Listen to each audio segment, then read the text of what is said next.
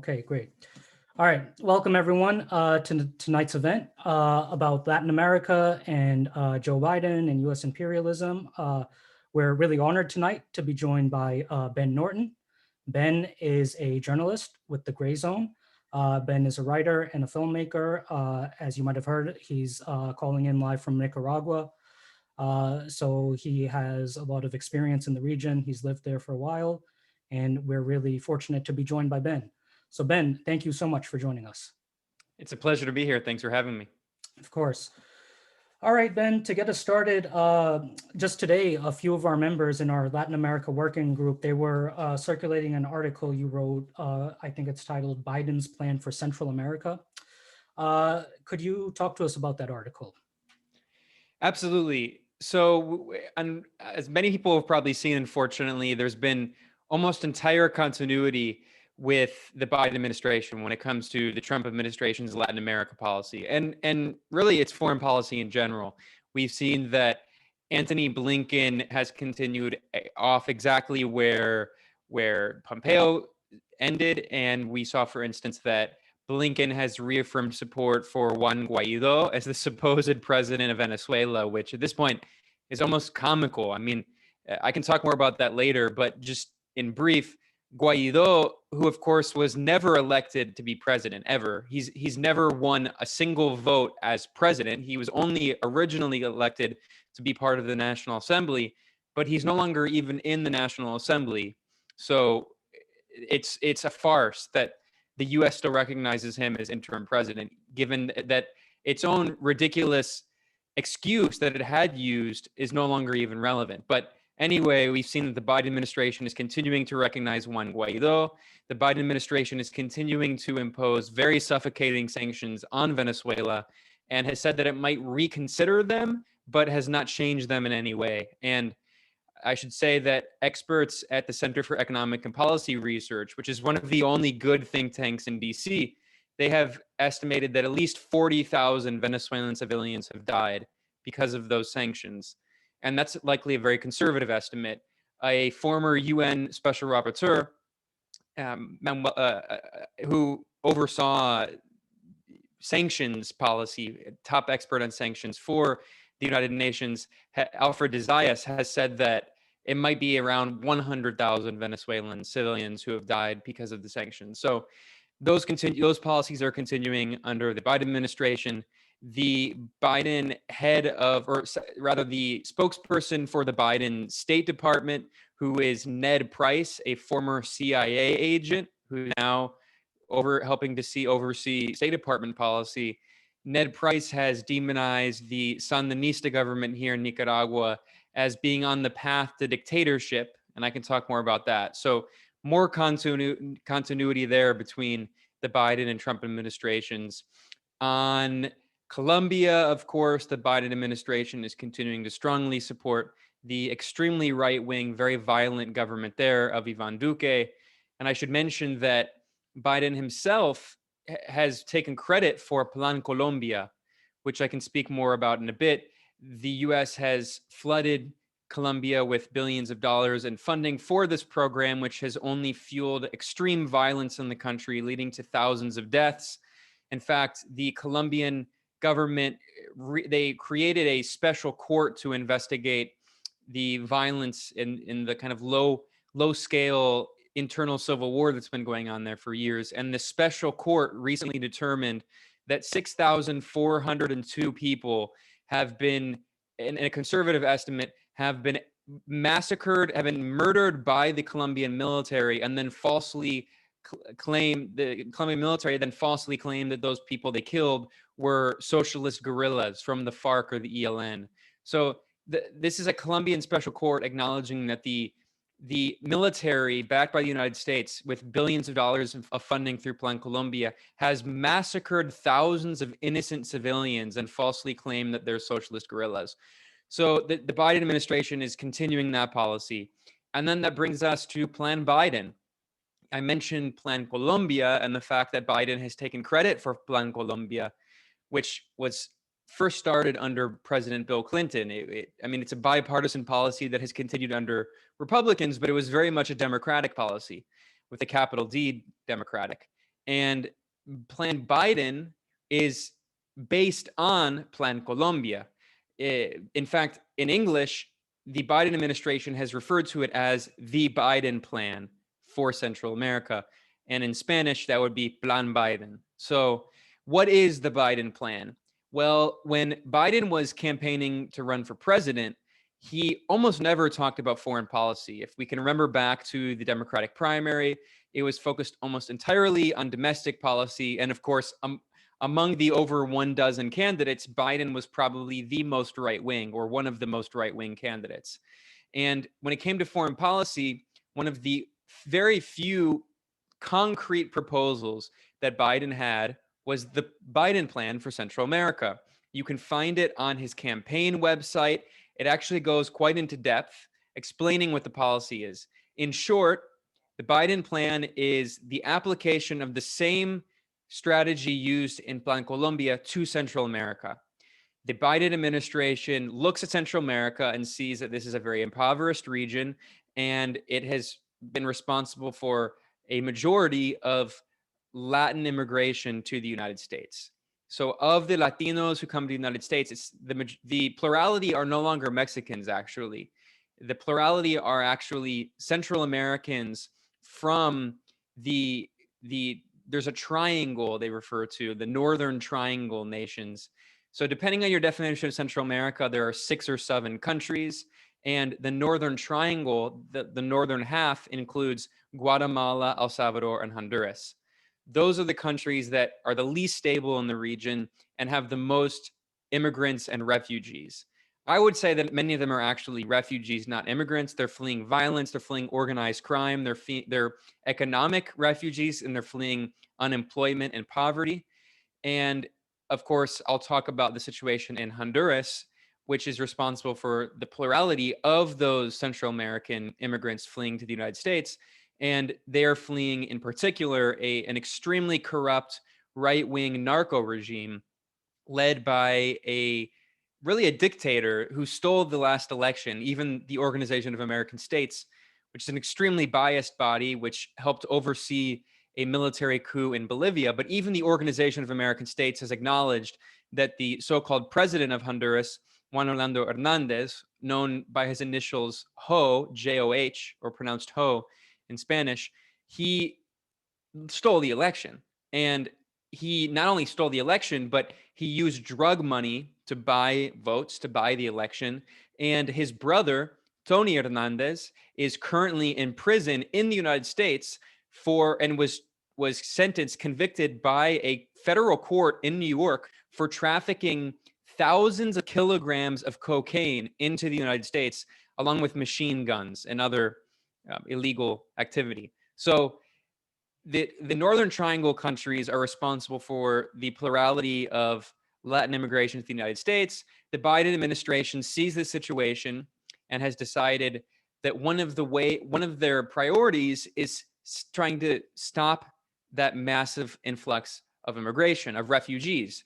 Now, of course, we should encourage any policy that would stop displacing these people from their countries. I mean, we should support refugees and immigrants, of course, in the United States, but also, sure, I mean, the idea of trying to help strengthen countries and economies in Central America is a good idea. Of course, we don't want so many people fleeing their home, and they themselves don't want to flee their home. The idea that thousands and thousands of people just want to take this very dangerous trek up north because they believe that the American dream is so great and the U.S. is such a great country. Of course, we know that's not what's actually happening. It's deeply exaggerated. The reality is that most of these people are refugees. Under international law, they could be considered refugees. But of course, the U.S. asylum laws are so strict, not just under Trump, but they're still strict. They were under Obama, and they are once again strict under Biden, and it makes it very difficult. I mean, honestly, it's very hard to get a visa, yet alone apply for asylum or refugee status. I mean, I know a lot of friends here in Nicaragua. It's a little different in Nicaragua, but still, if you're a single woman, it's basically impossible. You cannot get a visa, even if you apply legally. And if you're a single man, it's very difficult. So the reality is that these people are fleeing very desperate conditions. So the idea of trying to stabilize Central America is a good one, but we have to look at the devil's in the details. We have to look at the details of Plan Biden. What are the details? The Biden administration says that it's offering $4 billion in investment in Central America. Now, compared to the US wars in Iraq, which is still ongoing, the war in Afghanistan, which is entering its 20th year and still ongoing, the war in Syria, which is ongoing, compared to the war in Yemen and the other wars that the US is waging, the military wars, the US spends billions of dollars every day. So $4 billion is not that much money. But to be fair, for the context of Central America, these are very poor countries. Central America is one of the poorest regions of the world. $4 billion is a significant estimate. It's a significant sum.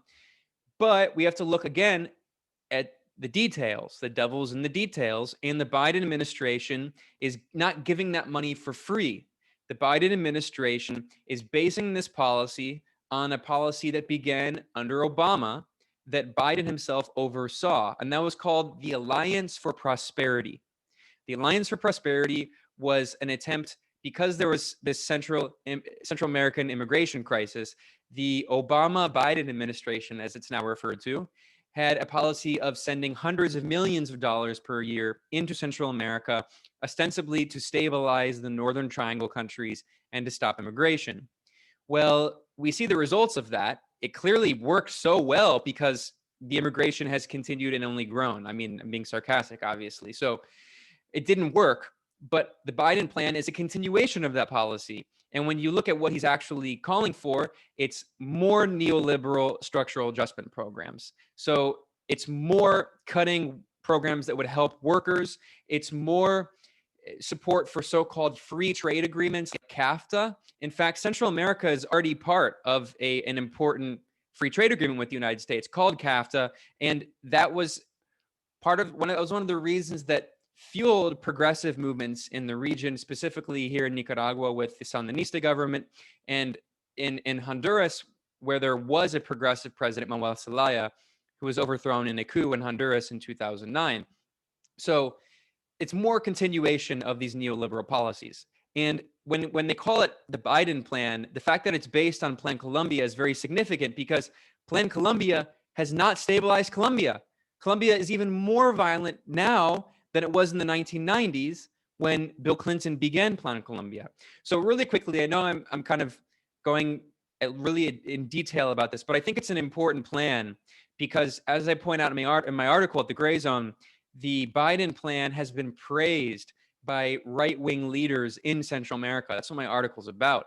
Specifically, the former right-wing former president of Costa Rica and the former vice president and current OAS representative from Panama also has praised it. Other right-wing officials from Guatemala, El Salvador. So the right wing in Central America is saying very openly that they support this policy. So we should ask that if the right wing is saying they support it, why are people in the US, why are Democrats pretending that it's anything other than our right wing policy? Really quickly, just not to, beat this horse dead, but I want to read a few quotes from Plan Biden, because again, you can go to his official campaign website and they go into detail about what their policy proposals are for Plan Biden. And let's keep in mind that this is, I think, just going to give us an idea of the tone in general of US policy toward Latin America. This is not just for Central America. Okay, so these are the priorities and the strategies of Plan Biden. Quote, maximizing our trade and commercial deals also generates greater economic opportunities for US businesses and investors through private sector investment, including through public-private partnerships to supplement government funds. So every time you hear that term, public-private partnership, your eyebrows should go up. I mean, that's exactly what the US has been doing for so many years. In fact, the COVID vaccine policy was a public-private partnership. If you remember when Trump gave his speech announcing, I believe they call it Operation Warp Speed, where if you remember Trump's speech announcing that, he said the phrase public-private partnership 24 times. He just kept saying it. It's part of that neoliberal newspeak. What they mean is giving government money, public money paid by tax dollars to private corporations who pocket the profit. That's exactly, I mean, that's what the US vaccine program has been, by the way, whereas it was developed in China and Russia and Cuba and even India, which has a very right-wing government. But in those other countries, the government helped fund the creation of the vaccine, and it has public involvement. And it's not just all going to profit that people like the Sacklers, like these oligarch capitalists who are responsible for so much misery in the United States and around the world. But anyway, so here are a few other policy objectives of Plan Biden. They say that the administration will, quote, harness private sector investment to promote economic stability and job creation in Central America, end quote, by, quote, reducing the barriers to private sector investment, end quote, and, quote, improving the competitiveness of the Northern Triangle market. Now, I hope it's not just me. When I hear language like that, I immediately think of bankers. I mean, like, what is this? Like, this is supposed to be a progressive democratic administration? No, this is neoliberal propaganda. I mean, when they say they want to reduce the barriers to private sector investment, they mean end any potential policies in Central America that would have protectionist trade measures, any tariffs or anything like that. I mean, there's very few of those policies in place anyway because of the neoliberal trade agreement, CAFTA, because these governments are mostly right wing. When they say improving the competitiveness of the Northern Triangle market, of course, that's pretty clear what they mean by that. They also mean cutting workers' protections, improving the competitiveness by dropping wages. So, I mean, I could go on for this for a long time, but essentially, I think the reason I looked at this in this article and spent so much time reporting on it is that I think it really establishes the tone of the Biden administration. There's one other important detail about this. In this plan, it highly emphasizes microfinance programs. And I think anyone who has ever heard about microfinance programs and even knows a little bit should be really concerned when they hear that. This used to be really popular in like the 90s and early 2000s among these kind of liberal internationalist types who talked about how we can help empower people with microloans and microfinance. The reality of that, if you look at India, which is a classic example, case study of this, the result has been tens of thousands of farmer suicides, a mass epidemic of death in India because there are so many poor people, largely farmers, who are trapped in unpayable debt because they take these microloans, but they're still loans. I mean, in the US, we have a microfinance program too. It's called the payday loans. That's microfinance, but they're just doing it on an international stage. So they call it microloans, microfinance. It sounds so nice. I mean, so that's another part of this program.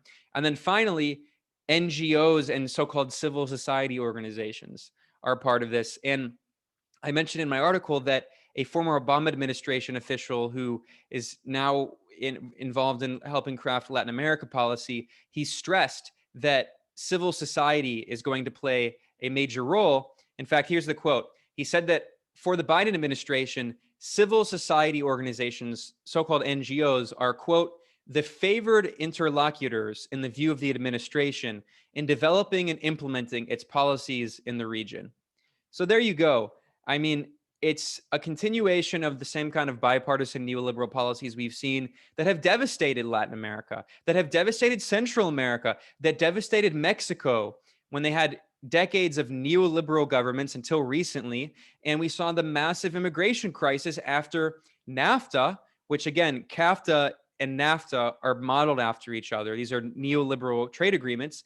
NAFTA helped destroy local economies in Mexico, especially the agriculture sector, because you had poor workers in Mexico who were not able to compete with huge big agribusiness corporations, because those corporations, if you know about economies of scale, they operate at such a large scale and have so much product that they can afford, in the short term at least, they can afford losing money in the short term and selling their products for extremely low prices so they can destroy all their competition, who, in this case, they would be the local farmers, indigenous campesinos and others in Mexico. And then when they destroy all their competitors and displace them off their land and they take over their land, then they can later on raise the prices because they destroyed all their competitors. So this, for me, is the embodiment of the Biden administration's policy. As I, this answer was really long and I'm ranting, but as I began this answer explaining, the Biden administration has only continued the Trump administration's policy on Venezuela, on Nicaragua, on Colombia. And if you look at what its new policy proposals are for the region, they certainly don't inspire any confidence. Great, thank you for that, Ben. Yeah, no, that was a great answer. Just a few points here. One, the article that you were describing that you wrote, Brian Garvey shared that in the chat. So if people want to click on the link and save it for later, they can do that. Just scroll up in the chat. They'll see Brian sharing a link from the Grayzone. Brian also shared another link, an action link, where people could click on it and send a message to their member of Congress, basically encouraging members of Congress to have the US be a better neighbor to our neighbors in Central America and Latin America, to end the sanctions and some of these imperial policies been described. All right, just a couple quick points here. I should have mentioned this in the beginning. This program is sponsored by Massachusetts Peace Action. If this is your first time with Massachusetts Peace Action, we're a grassroots anti-war group in Massachusetts.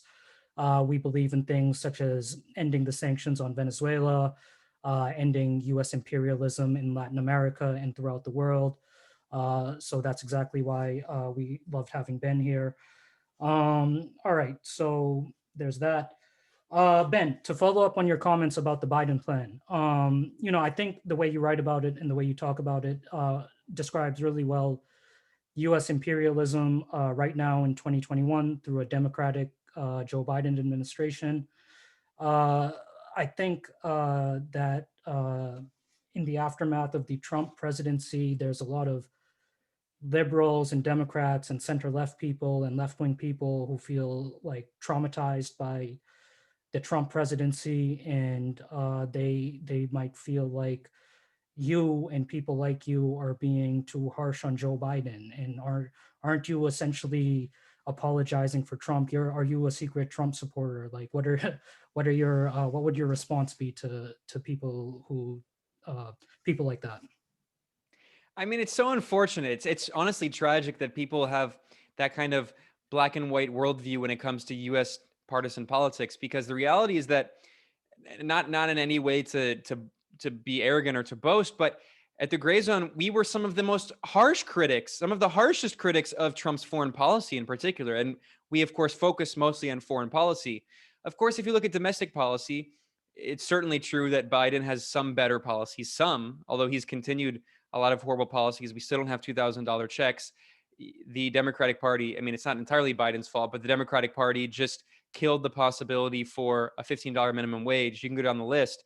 But when you look at foreign policy, the reality, it's just an undeniable fact.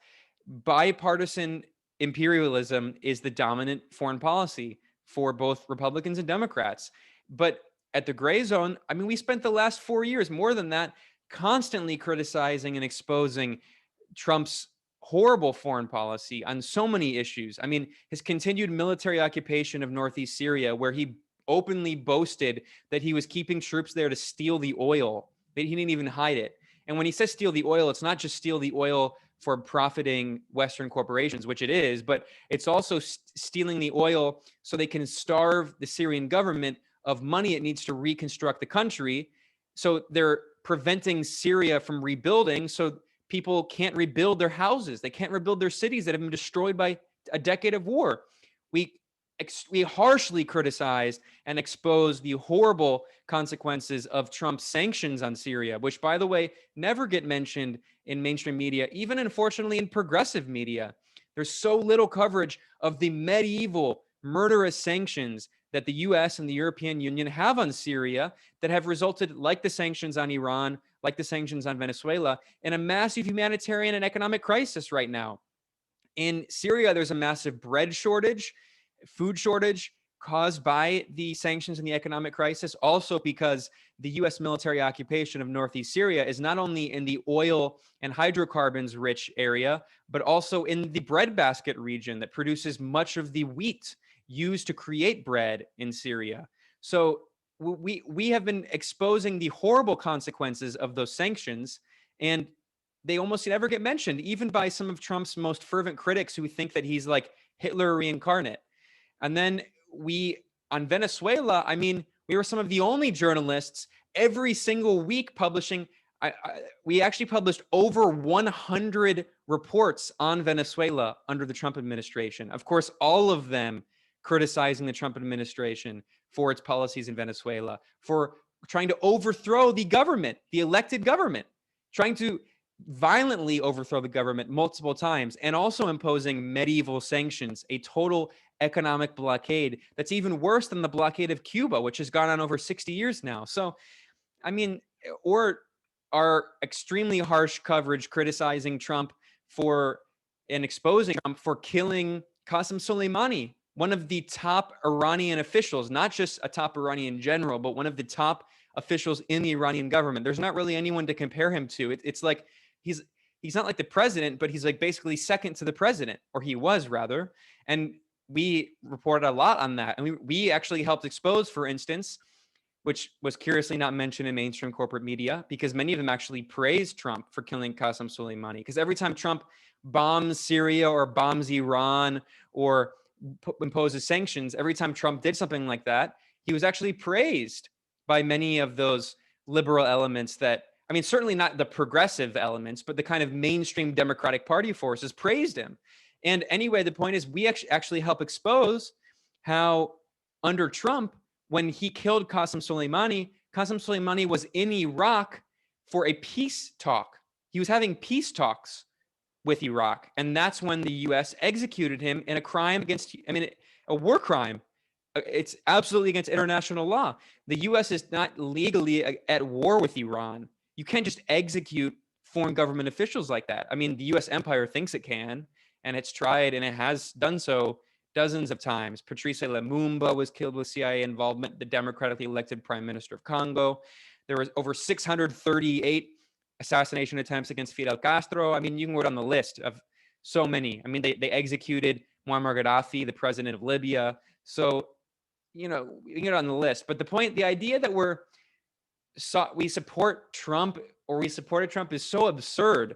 The reality is that if you challenge the kind of mainstream centrist Democratic Party consensus, then that you're often smeared as that. I mean, but it's so cynical. And if you opposed the Russiagate conspiracy, which, I mean, we don't have time to get into, but the idea that Trump, this far right demagogue who appealed to racism and xenophobia and all of these horrible things, that he was just a product of Russia, as if the US isn't a country founded on genocide and settler colonialism against indigenous peoples, where over 100 million indigenous peoples were killed through the process of colonization of the modern day United States, or chattel slavery, racist chattel slavery against people of African descent. I mean, unfortunately, the reality is Trump is an awful racist bigot. And in many ways, he actually represents American history and the awful racism and bigotry and right-wing politics at the heart of American history. And a lot of people, unfortunately, who might have more progressive inclinations or, you know, liberal Democrats, they just can't, they don't want to grapple with that reality, or at least until last year with the massive uprising against police brutality, when people saw the extreme racism and violence of the American state. But again, when it comes to foreign policy, unfortunately, realistically, there are very few differences between Democratic and Republican administrations. And this goes back decades. This is not a new phenomenon. This is not something unique to Biden. Let's be real. The Obama administration oversaw the disastrous war that destroyed Libya as a state. This March is the 10-year anniversary of the NATO military intervention that destroyed Libya. Libya still does not have a central government, still today. And the reality of that, the result of that war was not only destroying the country, which had been the most prosperous country in Africa, regardless of what you think about the government, which certainly wasn't a democratic government. but people had healthcare, they had education, they had housing that was subsidized heavily. Even cars were subsidized heavily. And it had very substantial oil reserves, which were plundered by British and French companies. And after that, the so-called rebels backed by NATO ethnically cleansed Black Africans, dark-skinned Libyans, and sub-Saharan African refugees. Even Human Rights Watch acknowledged, they did a report acknowledging the massive ethnic cleansing by these Salafi jihadist extremist so-called moderate rebels backed by NATO in Libya. This is all under the Obama administration and Hillary Clinton's State Department. Hillary Clinton helped take the lead in this war. I mean, I can go on. I mean, we don't have time to get into this. Then there's, of course, the war in Syria. Then there's the military coup in Honduras in 2009 that also led to the assassination of one of the most famous feminist environmentalist activists, Berta Cáceres, in the entire world, who was Honduran, and she was executed. And at the Grayzone, we visited her hometown and interviewed her mother. And that was under the Obama administration and the Hillary Clinton State Department. I mean, you can, on the list, there's so many examples. So unfortunately, I'm not saying this in any way to absolve Trump, but the reality is that there's much more continuity than change. By the way, when I say there is much more continuity than change, that's a very specific quote from a former CIA director who said that during the Trump administration. He said, quote, "It is more continuity than change." He was talking about foreign policy, of course. So, and there are countless examples of that. So when we look at the Biden administration's policy right now, I mean, if we're accused of being crypto Trump supporters, which is outrageous, then I guess the people who support Biden's Venezuela policy are also Trump supporters. I guess Biden is a Trump supporter because he's continuing Trump's Venezuela policy. And now that policy began with Obama. It was Obama who in 2015 signed an executive order declaring Venezuela to be an extraordinary and unusual threat to the national security of the United States. That was the Obama administration. And every year since then, in fact, last week, the Biden administration renewed that executive order declaring Venezuela to be a threat to U.S. national security. Come on. Are we supposed to believe that Nicolas Maduro is going to do another 9/11 or something? What are you talking about? I mean, it's especially outrageous when you consider that right now the United States and Saudi Arabia are supporting Al-Qaeda in Yemen. That was acknowledged even by the Wall Street Journal. That was acknowledged even by the Associated Press. In fact, not only have they been supporting Al-Qaeda, but the U.S. gave weapons to Saudi Arabia, which it promptly gave to Al-Qaeda in Yemen. So, I mean, we're supposed to believe that Venezuela, according to Obama, Trump, and Biden, who have all signed executive orders claiming that Venezuela is a national security threat, we're supposed to believe that Nicolas Maduro is basically, what, does he have WMDs now, we're supposed to believe? And let's be real, Biden, of course, was one of the lead cheerleaders for the war in Iraq as a Democrat. Not only did he support it, he gave speeches praising George Bush Jr. I mean, you can find this, it's on C-SPAN, praising George Bush, saying he's a great man and that he supports the war efforts. And Biden whipped Democratic votes in support of the war in Iraq. So we have to be realistic about what we're dealing with here, because if we do want to end the wars, if we do want to end the sanctions, which are another form of war, if we do want to end these bipartisan policies that have led to tens of millions of dollars of deaths, tens of millions of deaths. And I'm not exaggerating. We're talking about since World War II, U.S. foreign policy has been responsible for tens of millions of deaths. Just in Vietnam, over 3 million Vietnamese were killed. Just in the Korean War, around 2 or 3 million Koreans were killed. 80% of the population in the north of Korea, 80% of cities, rather, were razed to the ground. 20% of the population of North Korea was killed in the Korean War, a totally bipartisan war. And the Vietnam War, a totally bipartisan war. And then there's another nearly 1 million in Cambodia, in Laos. I mean, we're talking about, those are just the wars in Southeast Asia. We're not talking about the 500,000 children in Iraq who died because of UN sanctions that were led by the Clinton administration in the 1990s. And of course, that I should remind people that the Secretary of State at the time of Bill Clinton, Madeleine Albright, gave an interview in 60 Minutes in which he was asked if the price was worth it. That is, the price of 500,000 Iraqi children dying from the sanctions. And she said, it's a difficult question, but yes, we think the price is worth it. You can find that video on YouTube. So we're talking about tens of millions of deaths, at least another million killed in the second Iraq war. Not even to mention the first Iraq war, the Gulf War in 1990-1991, in which the U.S. bombs Iraqi soldiers fleeing on the highway of death, and in which the U.S. intentionally targeted Iraqi civilian infrastructure, destroying hospitals, destroying bridges. We're talking about tens of millions of deaths since the end of World War II caused by U.S. wars and U.S. sanctions and other policies. So if we want to end that massive human suffering, that massive bloodletting, these massacres, this torture of so many people around the world, 1/4 of the planet right now, in terms of population, lives in countries under U.S. sanctions. 1/4 of the planet. We can't just blame the Republicans. It's too easy, and it lets off people who are just as complicit. If we're serious about finding solutions to these problems, we have to deal with the very real problem in the United States, that imperialism, that these policies I'm describing are completely bipartisan. And unfortunately, the last comment I'll say here is that under the Trump administration, we saw Democratic support for many of these policies increase. Unfortunately, I don't say that with any hope. I say that with any chagrin, or I do say that with chagrin, rather. I don't say it because I'm glad about that. I say it because the reality is that the CIA rebranded under the Trump administration. John Brennan is a regular still on MSNBC. They portrayed themselves as part of the resistance against Trump. The FBI was portrayed as part of the resistance against Trump. This agency that was responsible in killing Black liberation leaders during COINTELPRO, like Fred Hampton, but now they're part of the progressive resistance against Trumpism.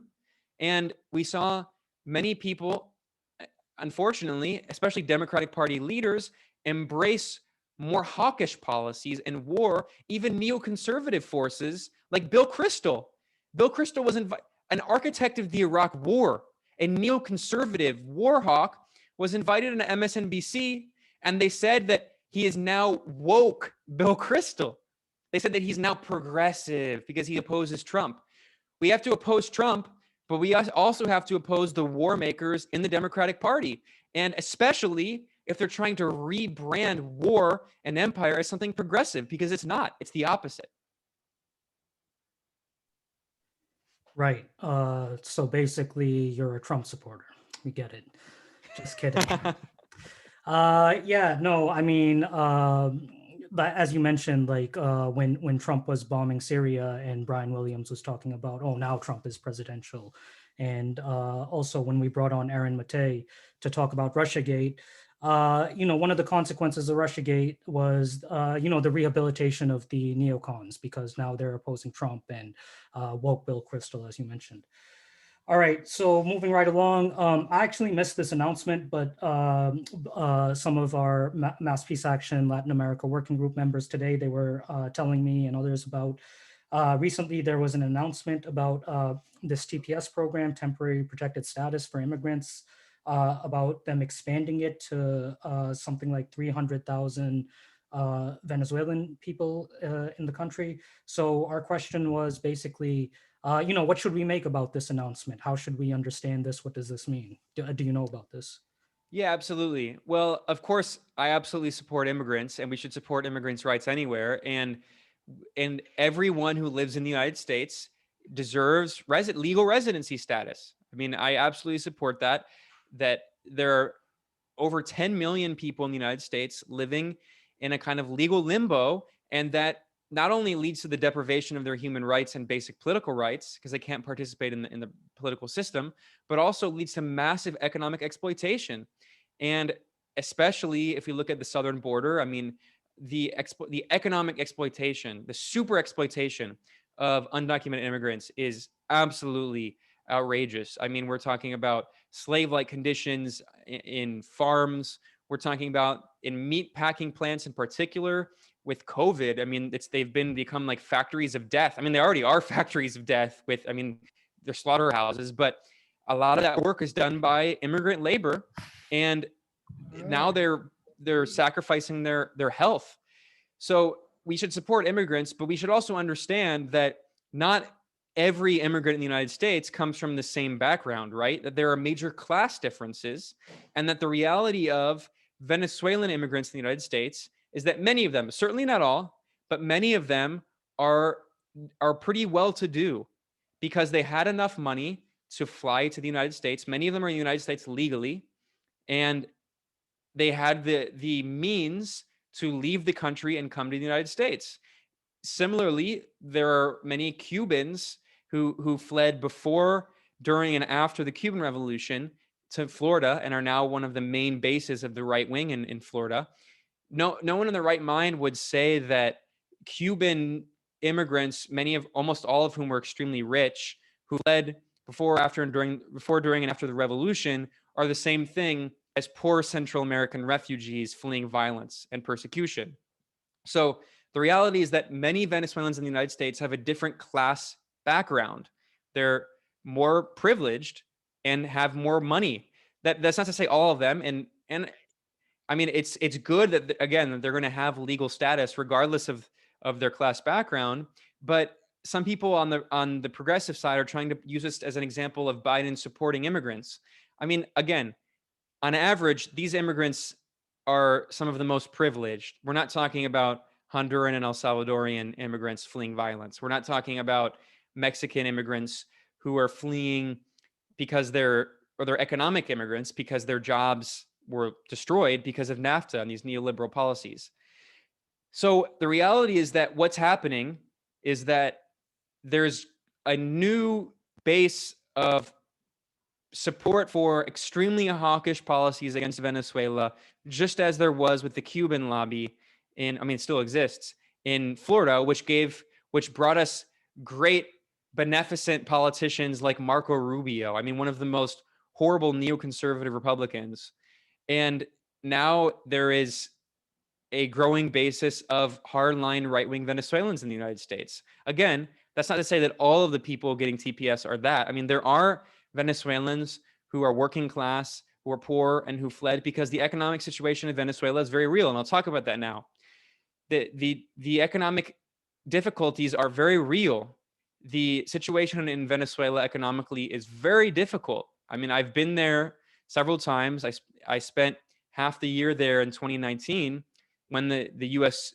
when the peak of the U.S. coup attempt with Juan Guaido and all that, and inflation is very bad, and inflation has destroyed the savings of pretty much anyone who wasn't part of that like 10-15% elite who had all their wealth in dollars. Now, we should also keep in mind that in Venezuela, going back many decades, ever since oil was discovered 100 years ago in Venezuela, there has been this elite class in Venezuela who would regularly go to Florida and other parts of the United States and Europe with ease. They have a lot of money. The wealthy oligarchs in Venezuela are up there on the par with, not like the billionaire oligarchs, but like with rich people in the United States.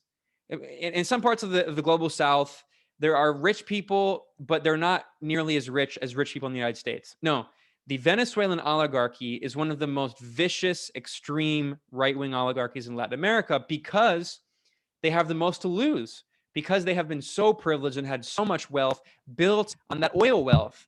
For almost 100 years, for 80 years or so, Venezuela's oil wealth went to benefit the oligarchs, and a small percentage of it went to benefit social programs. Hugo Chavez, the democratically elected socialist president of Venezuela, who won his first election in 1998, when he came in 1999, he revolutionized Venezuelan politics in a way we had never seen before, with this radical notion that we should use our natural resources to benefit our people. I know, crazy, right? Because we're so used to natural resources going to benefit ExxonMobil and foreign corporations. But he said we want to use that wealth and give that to poor and working class people to develop our country, to fund housing. More than 3 million housing units have been built since the beginning of the housing program in a decade under the Bolivarian Revolution in Venezuela. And I've seen them. It's actually pretty high quality housing. I mean, I lived in much worse apartments in New York, in Brooklyn, than the housing they're building in Venezuela for either free or for very cheap for people. And then, of course, they invested in education. They invested in social programs. They invested in helping peasants and helping develop other infrastructure. Although, unfortunately, the realities in Venezuela, pretty much everything is based on oil production, which is why the U.S. blockade has been so devastating, and that's why it's kind of destroyed the economy. I mean, someone in this chat posted a very important document. It's the interim report that was published by the current UN Special Rapporteur on how sanctions affect human rights. And her name is Elena Duhan. She's a human rights professor from Belarus. And my colleague at the Grayzone, Anya Parampil, interviewed her, if you want to check out the interview. And in this preliminary report, she took a trip to Venezuela for 2 weeks. And in this preliminary report, she explains how, due to the US sanctions and economic blockade, and also the European Union sanctions on Venezuela, the country has lost 99% of its revenue. And that is because it's a petro state. And it has been a petro state for 100 years. It's a problem that predated Chavismo. Anyway, I mean, I can, and maybe I will talk more about Venezuela on this, maybe if you want me to talk more, because there's a lot to say. But the reality is that Venezuela is suffering through an economic crisis. It's true, caused overwhelmingly by the US and the EU sanctions, not entirely, to be fair. It's also because they made some mistakes.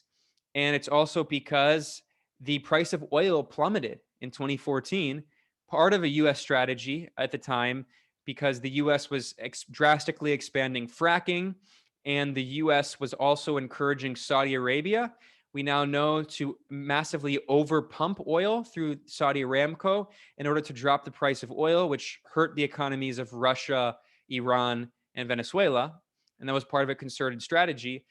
But, you know, Venezuela has certainly made mistakes. And the reality is also, this is a country that has been extremely dependent on oil for 100 years.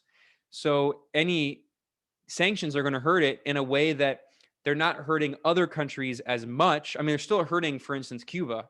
The blockade on Cuba has been horrible, but Cuba has no oil and it doesn't rely on oil exports. Whereas Venezuela, the reason 99% of its revenue has disappeared is because almost the entire economy was based on oil exports.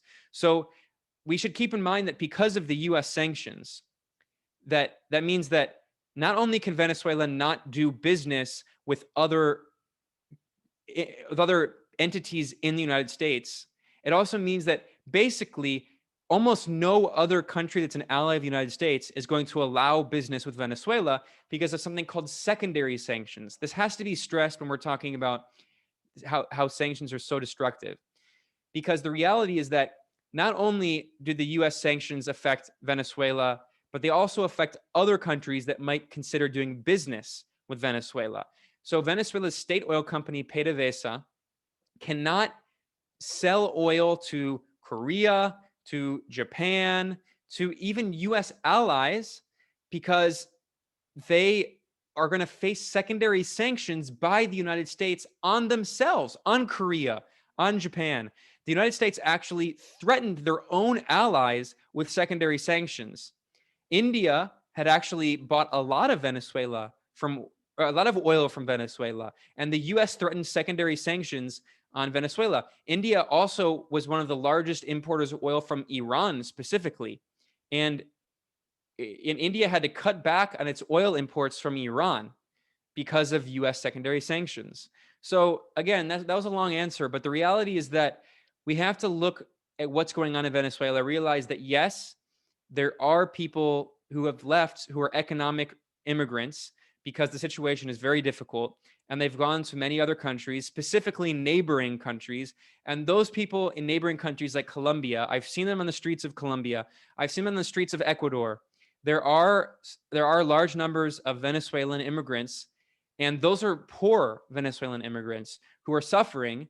In Colombia, there's a huge problem with homeless Venezuelans who have no support whatsoever from the Colombian government, who are begging. Women are being forced to go into prostitution.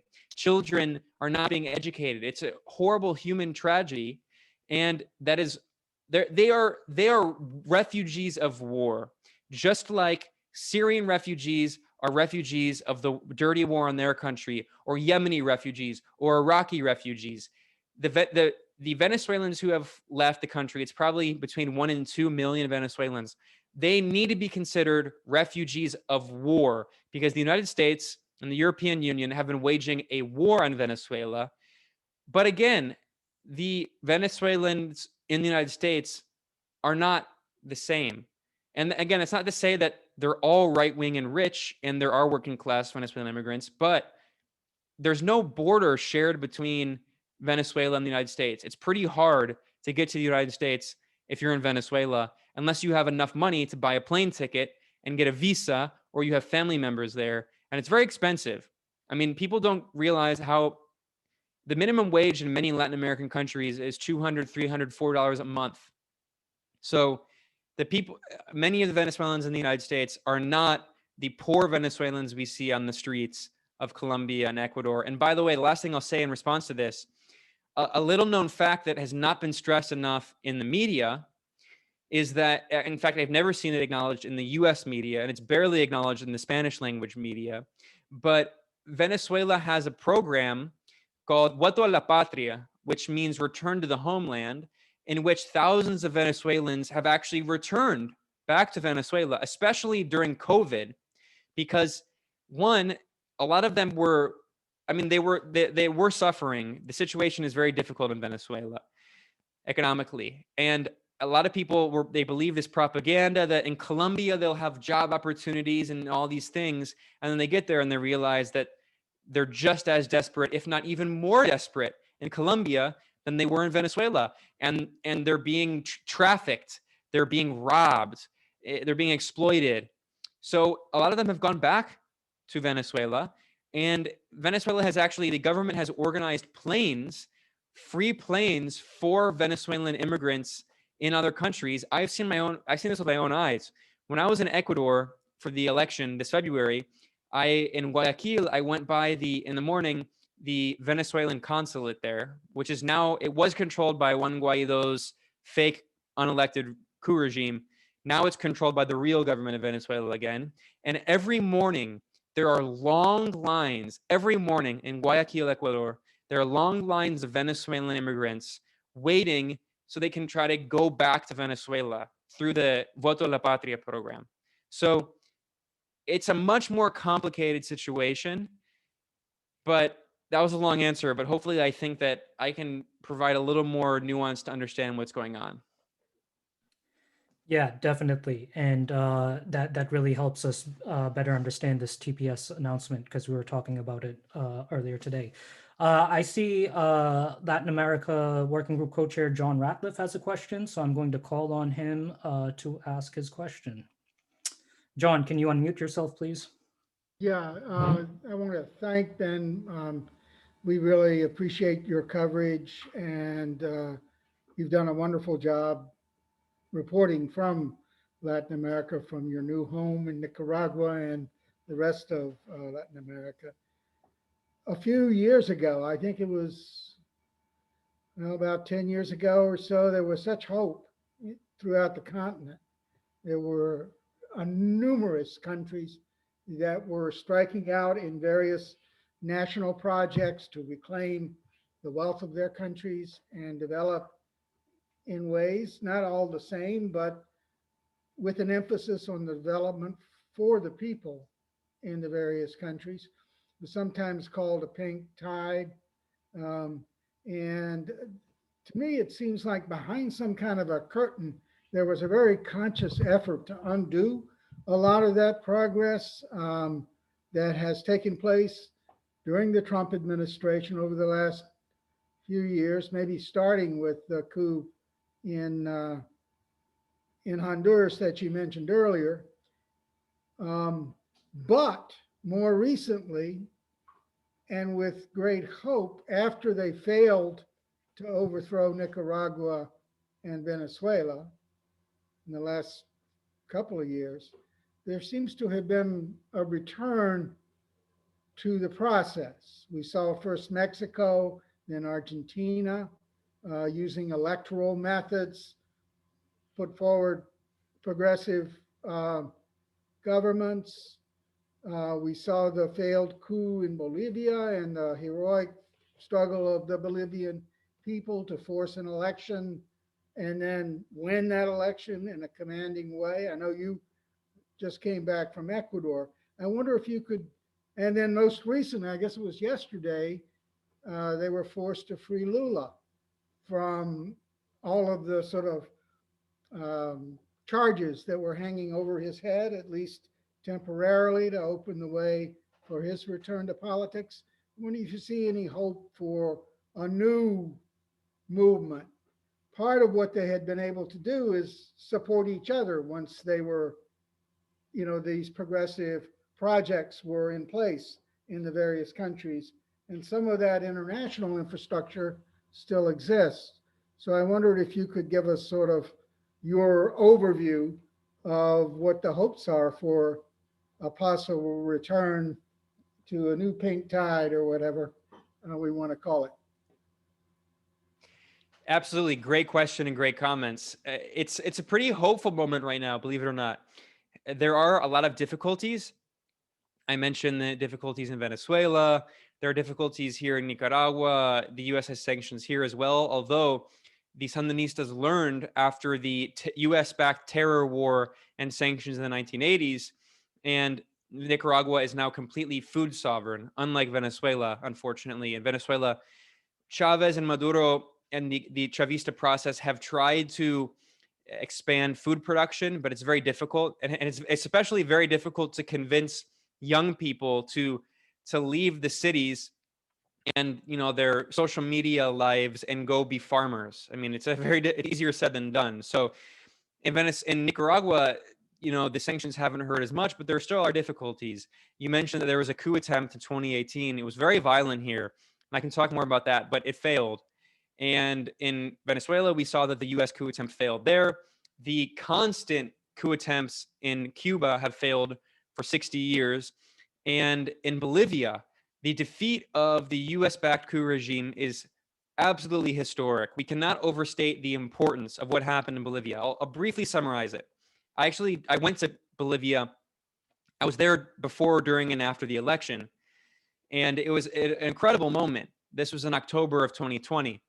So really quickly, in October of 2019, there was an election, and Evo Morales, the first and only ever indigenous leader to win the presidency in Bolivia, he was reelected freely and fairly. And in Bolivia, like in Ecuador, there's a 2-round process for the presidential election. If you win the first round of the vote with more than 50%, or if you have more than 40% of the vote and then you're 10% above the second place candidate, you win in the first round and there's no need to go to a runoff election. Evo Morales won with slightly over 10%, 10% and some change. The Organization of American States, backed by the United States government and the governments of Colombia and Brazil, which are extremely right-wing, backed this bogus claim that there was fraud. There was no evidence of it. It was a lie based on the fact that the rural areas in Bolivia, which are strongholds of Evo Morales' movement, the movement towards socialism party, they're largely indigenous areas. Those votes came in later in the night. So throughout the night, as the rural vote began being counted, the margin between Evo and the second place candidate, Carlos Mesa, a neoliberal candidate, that margin increased and increased, and Evo won. So using those false claims of fraud that were later totally debunked, including by experts at MIT, including by experts at the Center for Economic and Policy Research, but given that uncertainty and the vague air of accusations of fraud, the military stepped in. We now know that the military was bribed. Military officers were bribed by Bolivian oligarchs and the United States was involved, and specifically Marco Rubio, Ted Cruz, and Bob Menendez were being involved in this. They were named as being involved in this coup plot, and they worked with military leaders, including the head of the military, who's now allegedly living in the United States, and also police. They bribed them to call for Evo Morales to step down, and what is really a coup. I mean, it's absolutely a military coup.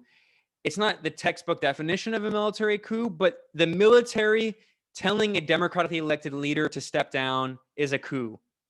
And after the coup, the unelected regime that came in was extremely racist, extremely right-wing, and Christian fundamentalists, led by Janine Áñez, who she had tweets in which she claimed that the indigenous people in Bolivia, who represent nearly 2/3 of the population, the majority, she claimed that they were satanic and said that they should leave the cities and go back to the countryside. Extremely racist. She also, on the night of the coup, she entered the presidential palace with a giant Bible, like a comically large Bible, bigger than like any book I've ever seen. I mean,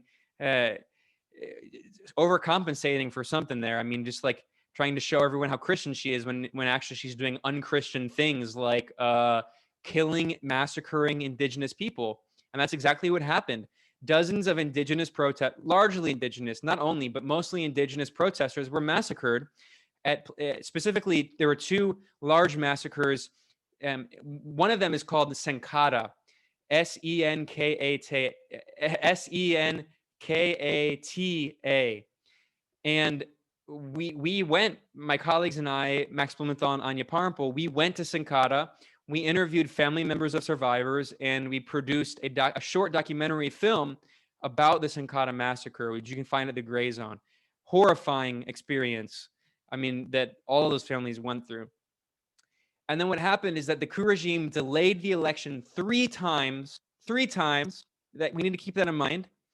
And then after so many delays, the Bolivian people, and specifically the Movement Towards Socialism Party, which has a massive social movement, and there's a huge trade union federation with 6 massive unions. Bolivia is one of the most highly unionized countries in the entire world. They all mobilized. They brought the country to a halt and made the country ungovernable for the unelected coup regime. So the reality is that the coup regime was forced to have the election last October because after delaying the election 3 times, there was no possibility of governing because the Movement Towards Socialism Party was so well organized. And they won the election in a landslide, a historic landslide by 20% over the neoliberal Carlos Mesa. Incredible, historic. I mean, a major victory for the people of Bolivia. And they're back. And they have rejoined these important international blocs, things like, well, we should also understand that the United States, as part of this process of undermining the pink tide, the progressive governments, the United States has tried to destroy regional institutions like the Union for South American Nations, UNASUR, and the Bolivarian Trade Alliance, ALBA. I'll explain what those are in a second. Bolivia is now rejoining them under the Movement Towards Socialism government. Bolivia is returning toward socialistic policies, progressive policies for its people. Massive victory. You mentioned Mexico and Argentina. Those victories are important. They're not at the same level, but they are important. One, it's extremely important in Mexico because Mexico, for 5 decades, was governed by nonstop neoliberal candidates. I mean, always neoliberals. And we saw that Enrique Peña Nieto, the past president, was moving toward trying to privatize the oil industry in Mexico, which is a huge taboo because nationalization of Mexico's substantial oil reserves was written into the revolutionary constitution in the decade of revolution from 1910 to 1920 in Mexico. So there were so many right-wing, corrupt, neoliberal leaders. The U.S. puppet Felipe Calderón, a close friend of George W. Bush, from the right-wing PAN party in Mexico. He had launched the horrific war on drugs that has led to hundreds of thousands of deaths. I mean, just a bloodbath that has devastated Mexico and corrupted the politics and hurt the country irreparably. And the fact that a progressive independent from a totally new party outside of the corrupt parties that dominated the bipartisan consensus, AMLO, Andrés Manuel López Obrador is his name, known by his initials AMLO. The fact that he won, he's not a socialist, he's a progressive, but the fact that he won is a massive victory for the Mexican people and for progressive forces in the region, because Mexico is the southern neighbor of the United States. It is one of the most colonized country when it comes to the United States. It has sacrificed so much of its sovereignty, so much of its, rather, a lot of it wasn't voluntary. So much of its sovereignty was taken away from it, just being the southern neighbor with a massive border it shares with the United States. And the fact that AMLO is independent and he's progressive, again, he's not a radical, but he's an extremely welcome development. He opposed the U.S. coup attempt in Venezuela. He's the only Mexican president who hasn't just rolled over for the U.S. government. That's not to say there's not criticisms of him. Of course there are, but you know, he's a very welcome development. In Argentina, they came back to a progressive government. It's not great, but it's center left. It's progressive. It's much better than the right-wing neoliberal who had governed before, Mauricio Macri. Mauricio Macri was extremely corrupt and had entrapped Argentina with the largest IMF loan in history. And if you know anything about the International Monetary Fund, the IMF, for the entire history since it was created at the Bretton Woods Conference after World War II as a vehicle for U.S. imperial power around the world, the IMF imposes these neoliberal structural adjustment programs, which traps countries in austerity policies, in privatizing their social programs, and in cutting support for poor and working people. And with $56 billion in loans from the IMF, Argentina has been really suffering through another economic crisis, which of course doesn't get much coverage because unlike the economic crisis in Venezuela, which can be blamed on socialism, even though it was for the most part caused by US sanctions, the crisis in Argentina can't be blamed on socialism because it was caused by a neoliberal right-wing candidate. So those are very welcome developments. And now we're seeing Ecuador. The election in Ecuador is extremely important. I just got back from Ecuador. The US is meddling blatantly. And it's so, I mean, it's honestly shocking how blatant it is. The Biden administration claims that it's going to be progressive and all of this. Well, the reality is that Biden's top Latin America advisor is an extremely negative influence, putting it mildly. His name is Juan Sebastian Gonzalez, or as I sometimes call him, the bad Juan Gonzalez, as opposed to the good Juan Gonzalez of Democracy Now! Juan Sebastian Gonzalez is the head of Western Hemispheric Affairs for the National Security Council for Biden. He's Biden's top Latin America policy advisor. And he is a right-wing Colombian who supports the right-wing Colombian government. He did peace work in Guatemala, which is very suspicious. And he has been helping to oversee a lot of this policy. And then the State Department under Antony Blinken, who's also very hawkish. He supported the war in Iraq. He supported the war in Libya and helped oversee it. He supported the war in Syria and helped oversee it. He supported sending weapons to Saudi Arabia to wage war in Yemen. And on Latin America, Antony Blinken has continued, again, recognizing Juan Guaido and these very hawkish policies. Under the Biden State Department, they're currently helping the extremely corrupt authoritarian government in Ecuador try to rig the election, really to steal the electoral victory from the leading socialist candidate, Andrés Arauz. Now, in Ecuador, in 2007, the Ecuadorian people elected their first left-wing leader in a while. Rafael Correa was his name. And he launched a progressive movement called the Citizens' Revolution.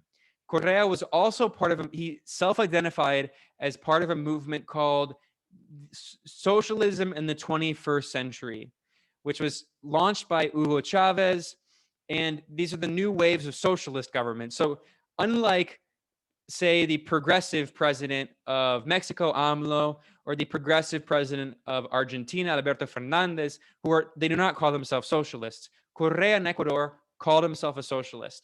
And his follower, a former minister and the current leading candidate in the election, is a 36-year-old left-wing economist named Andrés Arauz.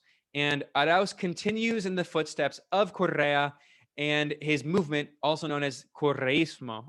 And we've seen that he won the first round of the election on February 7th, Arauz did, in a landslide with 33% of the vote, which is 13% more than the second place candidate, Guillermo Lasso.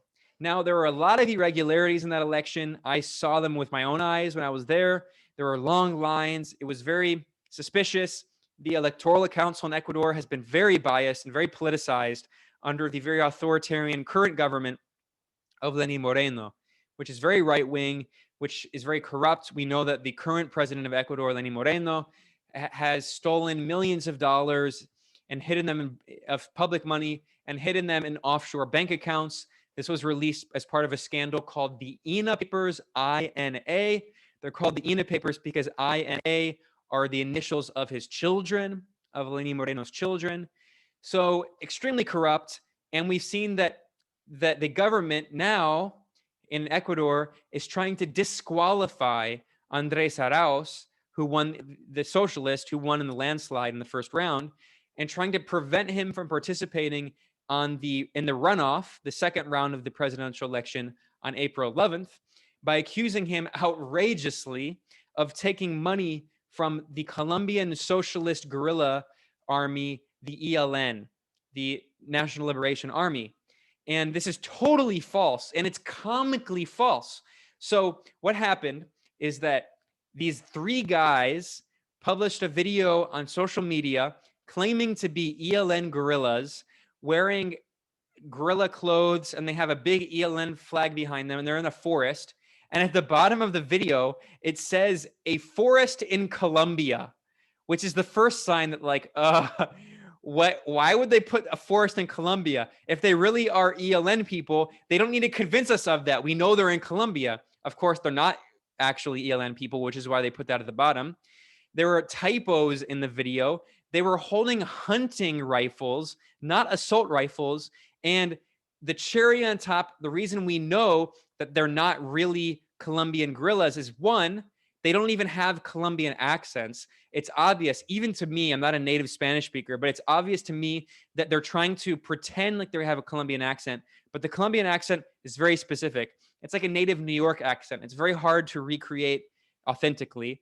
And the cherry on top was that a bird expert found that there was a rare bird that can be heard with its very unique sound, very unique bark, or not bark, birds don't bark. What's the word? Chirping. I don't know, whatever, bird chirping in the video. And the bird expert said that's not Colombia. Those birds do not exist in Colombia. Those birds only exist in the western part of Ecuador.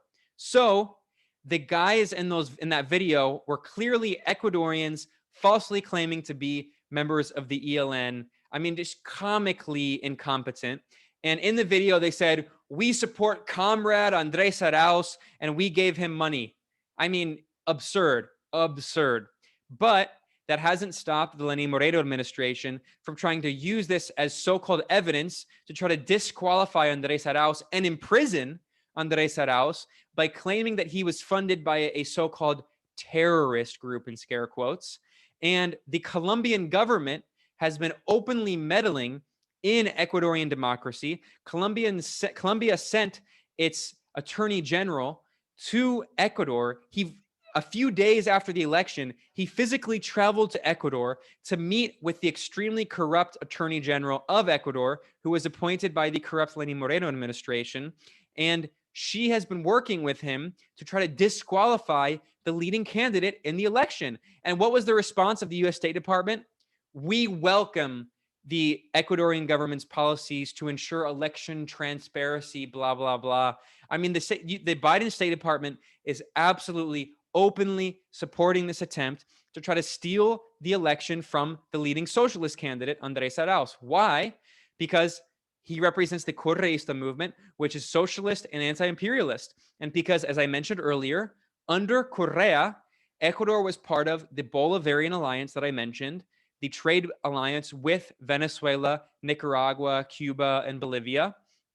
And because Ecuador was the headquarters of the Union of South American Nations, UNASUR, which is kind of like an African union for Latin America, which kicked the United States out of Latin American affairs and said that we, as independent sovereign countries, should be able to determine our own affairs. So what we're seeing is blatant meddling by not only the US government, but by the extremely right-wing and corrupt government in Colombia, blatantly meddling inside Ecuador's election. So that was a long answer, but like all of my answers here, but there's a lot to say, and you'll never hear this stuff in mainstream corporate media. So yes, as the former foreign minister of Ecuador, Guillaume Long, says, who was foreign minister under Correa, he often says that if Latin American elections are fair and democratic, the pink tide will be back very soon. If they're not democratic, we will see what's going on in Brazil. And the last example of the return potentially of the pink tide is, as you mentioned, in Brazil, there was a soft coup, once again, backed and overseen by the United States. And by the way, it was started under the Obama administration and continued under Trump. So in Brazil, the Workers' Party came into power, Progressive Party, first under Lula da Silva, the most popular president in Brazil's history, who had over 80% approval when he left office, 80% over when he left office. And then he was followed by the only ever elected female president of Brazil, Dilma Rousseff. And Dilma Rousseff was overthrown in a kind of soft coup as part of what they call lawfare, a legal warfare campaign. And this is becoming a more sophisticated imperialist strategy for US meddling in Latin America, where they claim that they're doing it to fight corruption or whatever. But the parliament overthrew her in a parliamentary coup and installed an unelected neoliberal candidate, Michel Temer, who proceeded to privatize everything and implement all these neoliberal policies. And by the way, while the US is doing this and they claim to be progressive, and the Biden administration and Obama administration claim to be representative and anti-racist and feminist, Dilma Rousseff had the most diverse cabinet in Brazilian history, and Michel Temer had all light-skinned men were in the cabinet, and they were all right-wing neoliberals and bankers and elites. So that says a lot about the Obama administration's priorities, because it was the Obama Justice Department that was overseeing this operation called Lava Jato, Operation Lava Jato, or Car Wash. And it was a fake anti-corruption investigation that was entirely weaponized by the Brazilian right-wing and oligarchy, back to the hilt by the Obama and then Trump Justice Departments to carry out a coup against the Workers' Party. We now know when those of us at the time said this in 2016, we were called conspiracy theorists and whatever. As always, it has been confirmed without any reasonable doubt. In fact, a few weeks ago, one of the top prosecutors in Brazil involved in Lava Jato, the fake anti-corruption investigation, he said when Lula was prevented from running for president, he said, we should thank the CIA. So we now know that the CIA was involved in this operation. We already knew that the FBI was involved because they openly boasted of it on their own website. The Department of Justice was involved. That we now know that every week that the Brazilian prosecutors every week would meet with members of the U.S. Justice Department from both the Obama and Trump Justice Departments to talk about how they can carry out this coup attempt, the successful coup against the Workers' Party government. And finally, in 2018, that led us to the fascist leader, Jair Bolsonaro, who honestly makes Trump look enlightened. Trump's racism is blatant. Trump's misogyny is blatant. Trump's xenophobia is blatant. Bolsonaro takes it to a whole new level.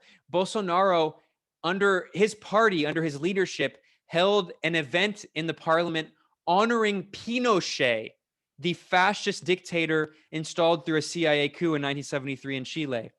Under Bolsonaro, he called himself Captain Chainsaw and has been killing indigenous people and encouraging big agribusiness to destroy the Amazon.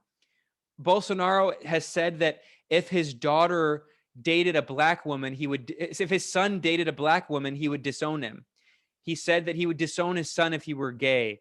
He said when a woman said that when a female parliamentarian criticized him, he told her that she was too ugly to be raped. This is the president of Brazil, who was installed into power through a coup that was initiated by the Obama administration and continued by the Trump administration. And the only reason that Bolsonaro came into power is because the most popular politician in Brazil, Lula da Silva, was disqualified in 2018 and imprisoned on fake charges of corruption that we knew at the time were false. And now we know that they were absolutely false, because this week, a judge from Brazil's Supreme Court said that, yes, they were false charges, and dropped not only the charges, but he actually nullified all of the sentencing that had been done against Lula retroactively. Lula is completely a free man. His political rights have been restored, and he can now legally participate in the election. If he had been allowed to participate in the 2018 election, he would have easily won in a landslide. All of the elections showed Lula leading by double digits. The US government, first under Obama and then under Trump, would rather have a fascist like Bolsonaro than a left-wing anti-imperialist leader like Lula. And they helped rig the election, and they helped carry out a coup to put Bolsonaro in power. So now the fact that Lula has his rights restored, if he is allowed to participate in the election coming up in 2022, polls show he will win by 13%. He's leading in the polls. But as we saw in the United States, where the Democratic Party leadership would rather sabotage their own party and expose to the world how undemocratic their own primary process is in order to destroy Bernie Sanders, as we saw in Iowa, as we saw in New Hampshire. I mean, a farce, a total anti-democratic farce. Well, while the Democrats were doing that inside the country, we see the U.S. government doing that in Brazil. They would rather have the even worse, the Trump on steroids candidate Bolsonaro win than have these progressive candidate who is even more progressive than Bernie Sanders, Lula da Silva, come back into power. So again, that was a very long answer, like all of my answers here. But I mean, I'm glad you asked me about that, because I've been able to talk about every country now, Ecuador, or every major country. I mean, of course, there are other countries that we could talk about, but Ecuador, Mexico, Argentina, Brazil, Nicaragua, Venezuela. The reality is that, once again, as the leftist former foreign minister of Ecuador said, if Latin America is allowed to have free and fair elections without foreign intervention by the United States and without rigging by the local oligarchs, then yes, the progressive forces of the pink tide will be back very soon. And they already are back, as we saw in Bolivia, and as we may see in April in Ecuador. Thanks, Ben. I'm glad you got to talk about all those countries as well, because people were asking about those countries, and of course, it's important for us to understand and learn about this. Speaking of other countries, all right, just real quick, logistically, it's looking like we're going to go over 8:30, so I'll ask Ben another question. It's really two questions, but I'll ask Ben, and then we'll take a couple more questions from the audience, and then we'll get ready to wrap up the program. Also, let me plug in real quick. Somebody was asking about Haiti in the chat. Tomorrow night, we have a program on Haiti. The whole program is exclusively on Haiti with Daoud Andre. So come check us out. That'll be really good. Ben, you mentioned Pinochet. Could you give us an update on what's happening in Chile? And also after that, could you talk a little bit about Peru and the elections coming up in Peru? Yeah, absolutely. The situation in Chile is pretty incredible. And well, actually, I should say really quickly, you mentioned Haiti, and I'm glad you're doing a segment on Haiti tomorrow. the situation is so important there. We've also seen, unfortunately, that the Biden administration is totally backing a dictator. I mean, a literal dictator in Haiti who overstayed his term. I mean, his term was already totally undemocratic, but Jovenel Moïse is a complete right-wing dictator, very authoritarian. He has been using death squads and very violent police who are shooting protesters in the street. But there's still a massive uprising in Haiti right now. And Daoud Andre is an amazing guest. So I'm glad to hear that you're doing that. And of course, what's going on in Haiti is related to Latin America, because in Venezuela, Hugo Chavez, one of the most important things that he did, which revolutionized politics for Latin America, is that he tried to build more relations with the English-speaking countries in the Caribbean. Countries like Grenada and Jamaica, and also Haiti, which is French-speaking and Creole. And under Hugo Chavez, Venezuela created the Petrocaribe program, in which, just as Venezuela was giving very cheap and free oil to people in the Bronx, because poor people in the Bronx in New York were not being able to heat their apartments, and they got oil from Venezuela because Venezuela cares about poor people, the Chavistas care about poor people, and unfortunately, the political class in New York and the United States doesn't. Well, in Haiti, rather, there was a similar process where Hugo Chavez helped give oil and money to loans to Haiti at basically no cost, at very, very low interest, as part of what he said was a debt that the people of Latin America and the world owed to the Haitian people because of the great 1791 to 1804 Haitian Revolution, the first successful great anti-slave revolution, and the first major revolution against colonialism, successful revolution. So anyway, all these issues are related, of course. Now, getting to Chile, it's a pretty incredible situation. In 2020, the Chilean people had a referendum and they voted to rewrite the constitution.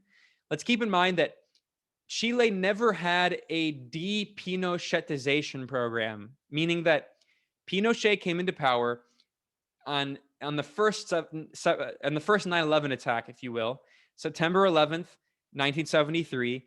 The CIA helped orchestrate and back a coup against the democratically elected Marxist president Salvador Allende, and he died.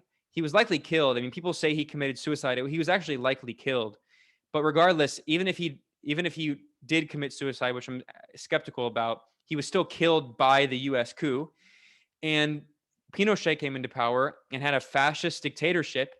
And he continued into power. And even after he left power, there was never a process of de-Pinochetification.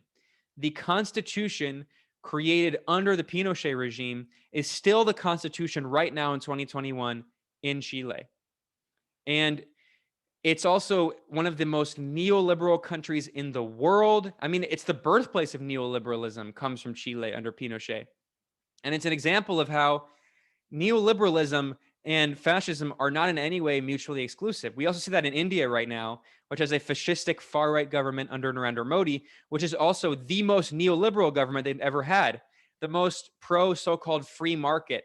He's right now, Modi's trying to push through this farmers bill that would basically destroy the livelihood of poor farmers on behalf of capital, on behalf of big ag corporations. And by the way, the Biden administration, the State Department, supports that neoliberal Modi farmers law in India. But anyway, the point is that the kind of fascist neoliberal alliance has its origins going back into Chile, although you can actually go back and look at Hitler's economic policies, and actually under the Nazis in the 1930s, of all the countries in Western Europe, the Nazi Germany had the most privatization and the most so-called free market policies of any of those countries in the region. So it's not necessarily new, but the Pinochet regime solidified it. And they never were able to, they kind of democratize in Chile, but it's not really real democracy. They have elections, but people don't have economic rights. They don't have even some of the very basic programs in the United States that we have. I mean, in the United States, we have very few social programs Unlike in most countries, in industrialized countries, they have healthcare and education and all these things. In Chile, water is privatized. Everything is privatized in Chile. It is the most privatized neoliberal country in the world. And the current president is a billionaire oligarch like Trump, Sebastián Piñera, and he also is basically Pinochet light, because Piñera, in fact, he gave a speech when there was a process to try to extradite Pinochet for the crimes against humanity he considered. The current president, back then, 3 decades ago, he gave a speech in which Piñera said, we should show our full solidarity with Pinochet against the extradition. And then he later said, well, I don't support Pinochet, but I mean, he called for full solidarity with Pinochet against the extradition. So he's a Pinochet light leader. And we saw a massive uprising recently in Chile against the neoliberal policies because the government was trying to implement even more austerity measures. And there was a huge uprising. And the government of Piñera in Chile responded with massive violence. The police force is known as the carabineros, who are extremely violent. They would intentionally shoot protesters in the eyes. I know a Chilean journalist, she's a friend of mine, Nicole Caram. She lost eyesight permanently in one of her eyes. She's gone to multiple surgeons, multiple doctors. She cannot ever get her eyesight back in one of those eyes. She is one of hundreds of protesters. I mean, she wasn't even a protester. She was a journalist. She's one of hundreds of Chileans who have permanently had their eyesight damaged because of the Chilean forces brutally cracking down violently on anti-neoliberal protests. And by the way, during that very violent crackdown, Piñera himself gave a speech in which he quoted basically Pinochet and said, we are at war, and he's talking about being at war against his own people. He's saying that they're not protests, they're a war. He also blamed the protests on Venezuela, Nicaragua, and Cuba, as the Trump administration called it, the so-called troika of tyranny. And it's not a coincidence that those are the only 3 countries with were the only countries with socialist governments remaining in the region until Bolivia came back. And by the way, the Secretary General, the coup plotting Secretary General of the Organization of American States, Luis Almagro, he also formally accused Cuba and Venezuela of being behind the progressive protests in Chile. I mean, just showing how much of a farce, how much of a fraud the OAS Secretary General is. So the situation there is very bad, but there's an election coming up. And oh man, you can bet that Washington, that the US government is terrified right now, shaking in their boots, because the most recent poll shows that who is the leading candidate for the upcoming presidential election in Chile? Drum roll, it is the candidate from the Communist Party of Chile. So goes to show that as much as the US can try to destroy the left in Chile and overthrow democracy, all the leading polls show that the top candidate leading in the presidential election in Chile right now, and who's going to win if it's free and fair, is the candidate from the Communist Party. He's also, by the way, a Palestinian, and he strongly supports Palestine, and he has a very anti-imperialist foreign policy. The Chilean Communist Party is not a revolutionary communist party. They're like the Communist Party of Italy during World War II, after World War II, during the Cold War. The Italian Communist Party, they actually governed much of Italy, including Bologna, for decades. The Chilean Communist Party is very similar. I mean, they're kind of like, they're a socialist party with an anti-imperialist foreign policy, but they're leading in the polls. And then as for Peru, I mean, I don't want to be very pessimistic, but the reality is that the progressive forces in Peru have been really defeated. And you have to understand why, you have to go back to the horrors of the war under just like the fascistic regime of Fujimori there. He was another kind of fascistic neoliberal leader, kind of like a Bolsonaro before Bolsonaro in Peru. And he helped carry out an extermination campaign against the left, partially because of this group Shining Path, the Communist Party of Peru, which was very like ultra left. I mean, they took things very hard. They also like waged a war against the left, and they killed a lot of leftists. I mean, it was a horror show in Peru, and unfortunately, the left-wing forces there are very weak. And there were two in Peru recently. There were massive protests going on, and there were two presidents who resigned in the span of a week. I mean, just massive political instability, huge protests going on. But the reality is that the left-wing forces are very weak, and most of the candidates are pretty neoliberal there. So I don't want to be pessimistic, but Peru has its own history of, just an eradication of the left, which is kind of similar to Colombia. The violence against the left in Peru and the violence against the left in Colombia has been so extreme. And we're talking about thousands of people, not just persecuted, but literally killed. So we have to understand that in a lot of these countries, especially Colombia, when we're talking about the repression of the left, it's not just the kind of policies I'm talking about, like in Brazil, where it's a legal coup and lawfare, not just in Ecuador, where it's also kind of lawfare and political persecution. We're talking about mass extermination. And in Colombia in the 1980s, there was a kind of political genocide against the left, against this party called the Patriotic Union, La Unión Patriótica, and thousands of people on the left have been exterminated. So I have a lot of respect for people on the left in Colombia and Peru and and Chile, because in those countries they have suffered so much persecution that we can't even imagine it. Yeah, right. Okay, next up, let's take a question from Michael. Michael Hoey had a question. Hey, Ben, I recently read a book by Vincent Bevins, The Jakarta Method, Washington's Anti-Communist Crusade and the Mass Murder Program That Shaped Our World. And he started with Indonesia, but he mentions a lot of these countries that you're talking about. And I guess he was a reporter in both Chile and Brazil. And one of the things he points out is that there are organizations, or at least there were in the 60s and 70s, anti-communist organizations that would share ideas on how to kill or destroy the left around the world. And I'm wondering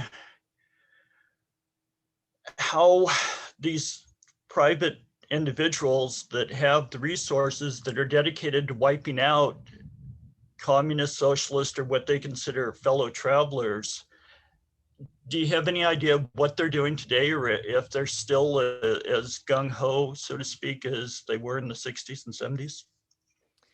Yeah, well, the Jakarta Method documents what a lot of people on the left were saying, especially in the global south throughout the Cold War, that the Cold War had nothing to do with democracy. It was about socialism versus capitalism. And that's not to say that all of the socialist governments were like perfect utopias. They had problems, but the US had no problem supporting the most vicious fascist dictatorships.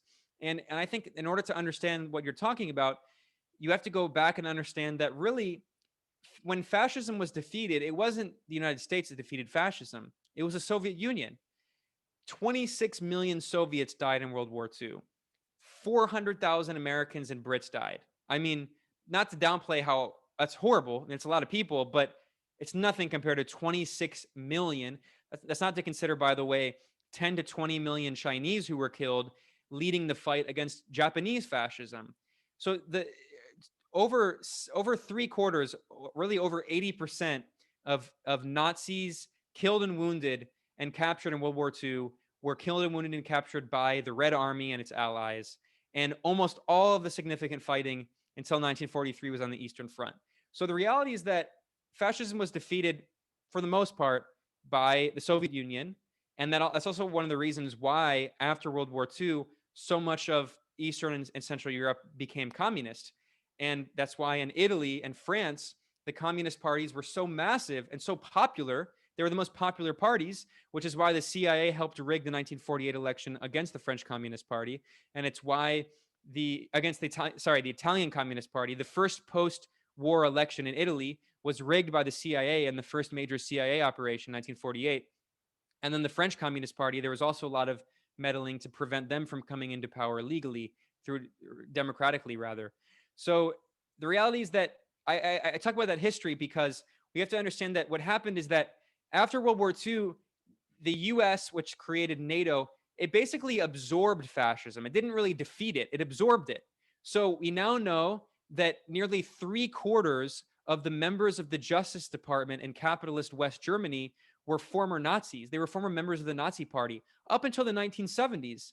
That West Germany's intelligence services, which are still the intelligence services to this day, were created by a former Nazi, Reinhard Gehlen, who was a CIA asset. And the CIA worked with this former Nazi to create West German intelligence and then now Germany's intelligence services. We know that NATO, through Operation Gladio, NATO supported former Nazis and Italian fascists and other fascist collaborators and repurposed them for what they called stay behind programs in case there was ever a hot war with the Soviet Union. So the point, and then we know through Operation Paperclip, and I would recommend reading the book Operation Paperclip, it shows how the United States took thousands of former Nazi scientists over to the United States, and they helped run US programs like NASA, which was created by former Nazi scientists who experimented on human experiments. They did experiments on Jews, on Romani people. They did human experiments on people, and then the United States government brought them over to be NASA scientists.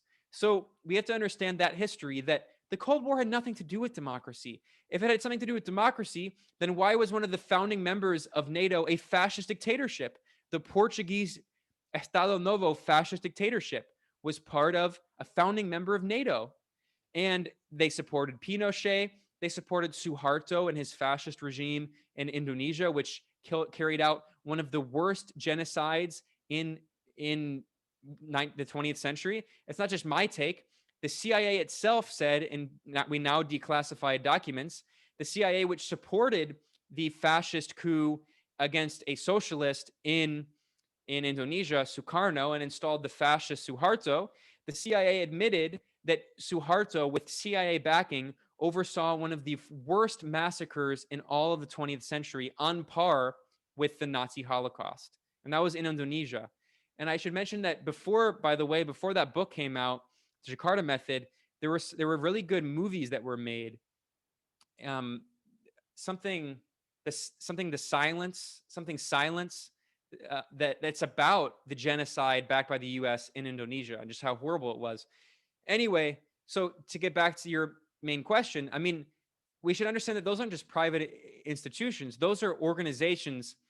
Those were campaigns that were deeply linked to U.S. intelligence, to the CIA specifically, one of the most blood-soaked organizations in human history, and linked to U.S. corporations and Western European corporations that had been funding these operations, and organized crime networks, which, I mean, anyone who knows the history of the labor movement in the United States knows that there's a long history of corporations funding organized crime networks, mafia groups, to kill and threaten and break the backs of unions, to kill labor organizers, to break strikes. And that's what they do locally in New York, and that's what they did in Appalachia to try to break the back of the miners' union. And internationally, they do the same thing with communists and socialists, is they use organized crime networks to destroy and destabilize existing socialist governments. I mean, that's the great game. It has nothing to do with democracy. It's hard geopolitics. And we saw it in so many examples, as William Blum, rest his soul, as William Blum documented in his book. I mean, there were dozens and dozens of these kinds of operations. And Latin America, of course, saw the majority of them because Latin America is so close to the United States. And because since the 1820s, the United States has declared Latin America to be its colonial backyard as part of the Monroe Doctrine. And I should mention, by the way, that under the Donald Trump administration, multiple Trump administration officials invoked the 200-year-old colonial Monroe Doctrine, including Mike Pompeo and John Bolton, former national security advisor. So when the U.S. government sees Latin America, they see it, and they sometimes even use this language, as their colonial backyard. Yeah, that's right. Okay, so we'll take one, maybe two more questions, and then we'll close off the program. So we have a question from Yoav, an activist in Western Mass and valued member of Mass Peace Action.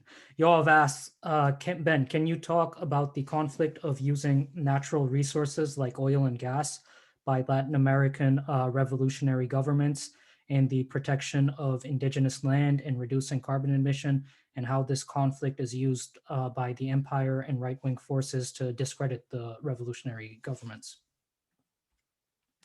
Yeah, absolutely. I don't know if you're having some sound issues, but I think it's better now. But Were you, did you catch the question? What was I breaking up? I got it. Okay. By the way, I just want to, someone pointed out that the act of killing is that film I mentioned, by the way, about the Indonesian genocide. And I was thinking of, I knew it was something silence. The Look of Silence is the companion. The act of killing was first, and then The Look of Silence is the sequel.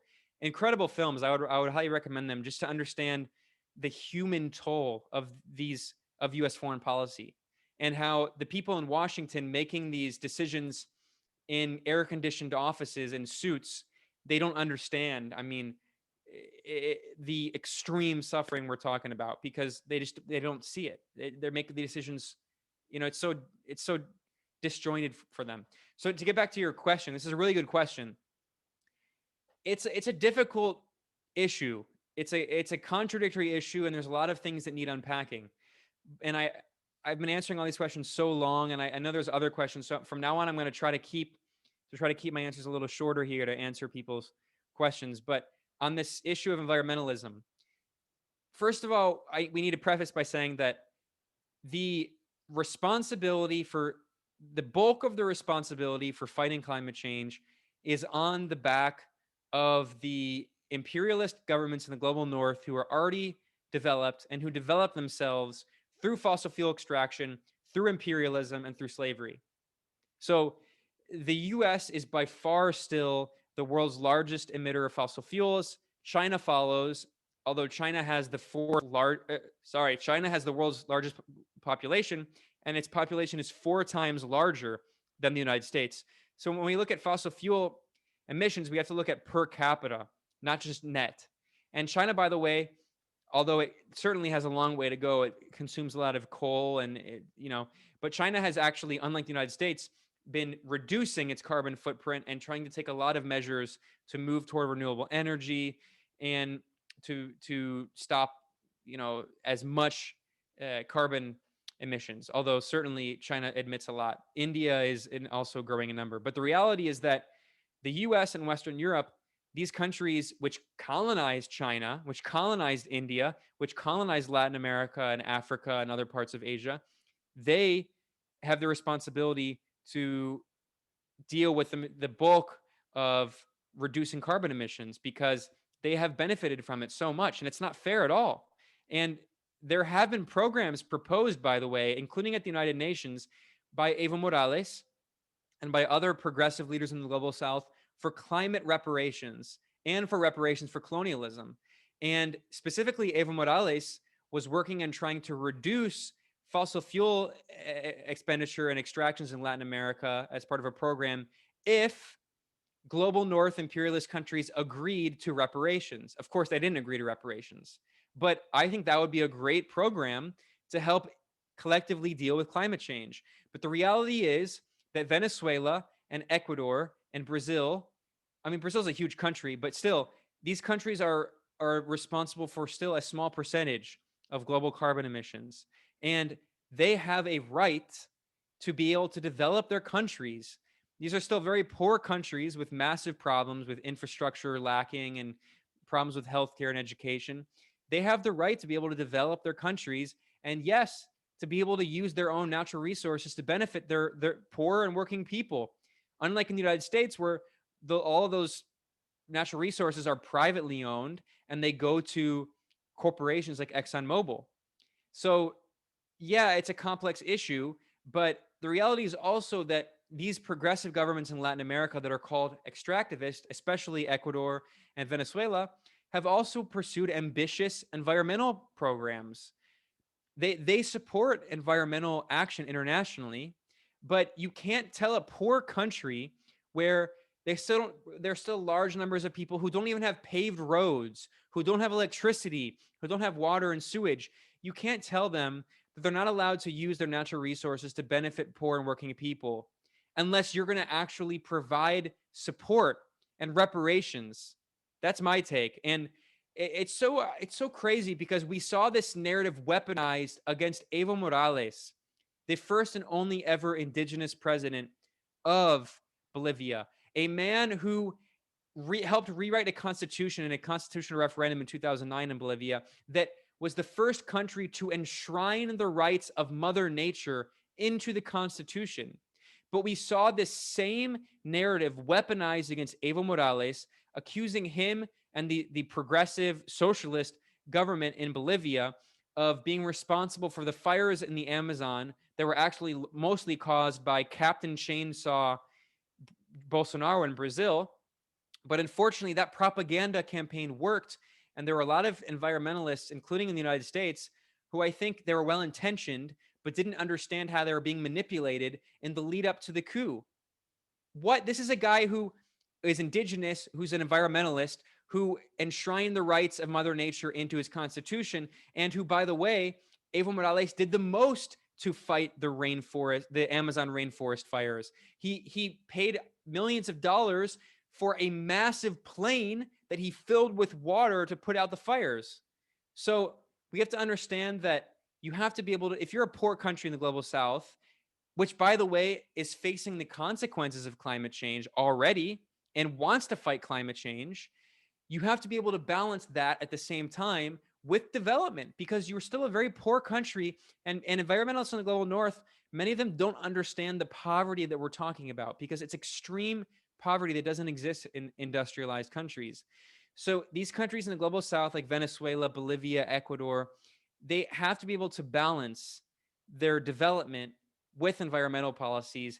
And until rich imperialist countries are offering reparations, and not just reparations for imperialism and colonialism, but also climate change, these global south countries are going to have to resort to, at least to an extent, to extraction. Right.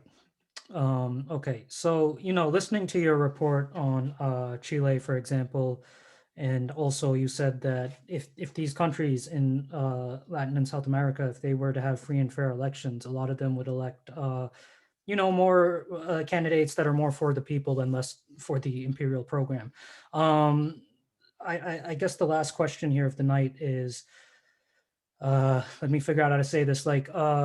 Is within these countries and also within the U.S., what, if anything, gives you hope for a better future for these countries?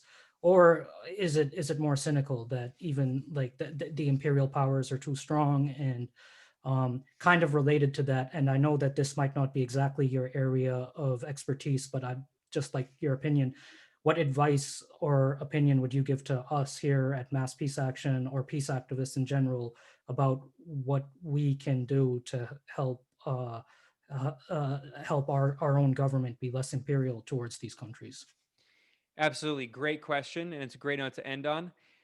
Really quickly, I'm going to answer two brief questions also in the chat, just because, I was ranting a lot and people didn't, unfortunately, I know they didn't get a chance to ask a lot of questions. I'll answer these very briefly and then I'll answer your question. Someone asked about vaccination in Latin America. What's incredible is that I would highly recommend, it hasn't been reported much in English, but Pfizer was acting like conquistadors in Latin America. It's incredible what they were demanding for vaccination, to provide vaccines, specifically to Argentina.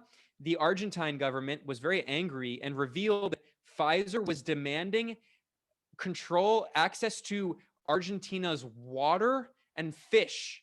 They wanted Argentina to privatize its water and fish and to pay Pfizer with those resources in return for vaccines.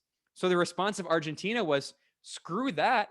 And Argentina went to Russia and Russia has been selling the Sputnik V vaccine for very cheap. I mean, it's giving them to some countries. Russia gave some Sputnik vaccines here to Nicaragua, and has been, using it as a kind of diplomacy, and people are calling it vaccine diplomacy. So, I mean, the U.S. actually has not been providing many vaccines to Latin America. Most countries here in Latin America, like most countries in the world, because they're trying to vaccinate as quickly as possible, they're resorting to a variety. So they're using a mix. Argentina has most of its vaccines from Russia, but they have a mix of other countries. Here in Nicaragua, a lot of it's from Russia, but they also have part of the Indian vaccine. And a lot of other countries are getting the vaccine from China. So there's a big mix. And ironically, there's not much of the US vaccine because Pfizer was demanding control of countries' natural resources in return for giving them the vaccine. I mean, incredible kind of colonial behavior. Another quick question I'll answer is about Citgo, about if buying Citgo gas helps Venezuela. No. Unfortunately, the reality is that Citgo was stolen by the United States at the beginning of the coup attempt with Juan Guaido in February 2019. Now, Citgo, to explain really quickly here, Citgo is the oil refinery arm of Venezuela in the United States. It was in Texas. And the United States, at the beginning of the coup attempt with Juan Guaido, when Washington and its allies recognized Juan Guaido as the unelected fake president of Venezuela, despite him never winning a vote in a presidential election ever. And when they did that, the US also and European countries seized Venezuelan property in blatant theft. I mean, there's nothing diplomatic about it. The Bank of England stole over $1 billion worth of Venezuelan gold, of physical gold. They just stole the gold because Venezuela had held that gold in the Bank of England. The US also stole Venezuelan assets. Other European countries, including Portugal, has stolen over $1 billion of Venezuelan assets. I mean, massive theft. Japan as well. And in the United States, they seized Citgo and then handed that to Juan Guaido's extremely corrupt gang.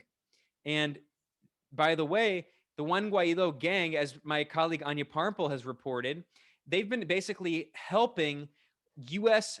energy corporations like ExxonMobil and Chevron try to privatize Citgo.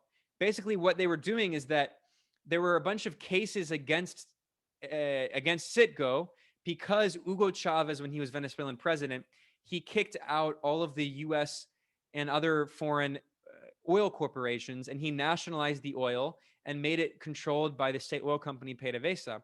So there were a lot of companies, including U.S. and Canadian companies, including a Canadian mining company, that they had legal cases against Venezuela. And when Juan Guaido was recognized as fake president, the U.S. allowed those companies to sue the government of Venezuela, which is run supposedly by Juan Guaido in scare quotes. So those corporations sued Juan Guaido's fake government for billions of dollars in damages that were taken by Chavez. And we reported the Grayzone,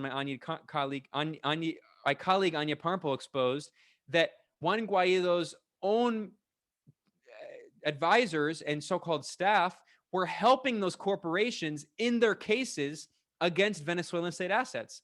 So they were basically helping cannibalize the fictitious government that they run because the U.S. seized all Venezuela's U.S.-based assets and gave them to Juan Guaido, including Citgo. So, I mean, we're talking about these people are such traitors. Not only is Juan Guaido and his coup gang working with the U.S. government to try to orchestrate a coup, to try to launch a military invasion, which is what they tried in the so-called Bay of Piglets or Operation Gideon in 2020, when they unsuccessfully invaded the country and tried to kill Maduro. But they're also actively selling out their own country. They're literally trying to sell their own government assets and then, of course, pocket the money. And we know that Carlos Vecchio, who is the fake U.S. ambassador from Juan Guaido's fake coup regime, he himself, who, by the way, was a lawyer for ExxonMobil before he worked with ExxonMobil and Chevron and these U.S. oil corporations he's now also once again working on their behalf by trying to help privatize Citgo. I mean, it's so cynical. And in Spanish, there's an insult people use on the left usually. They'll call right-wingers vende patrias, which means it literally translates to selling your homeland. And they are textbook examples. Juan Guaido and his gang, they are selling their country out literally and enriching themselves in the process. So finally, to answer your question, and this is a great question to end on, I'm actually very hopeful.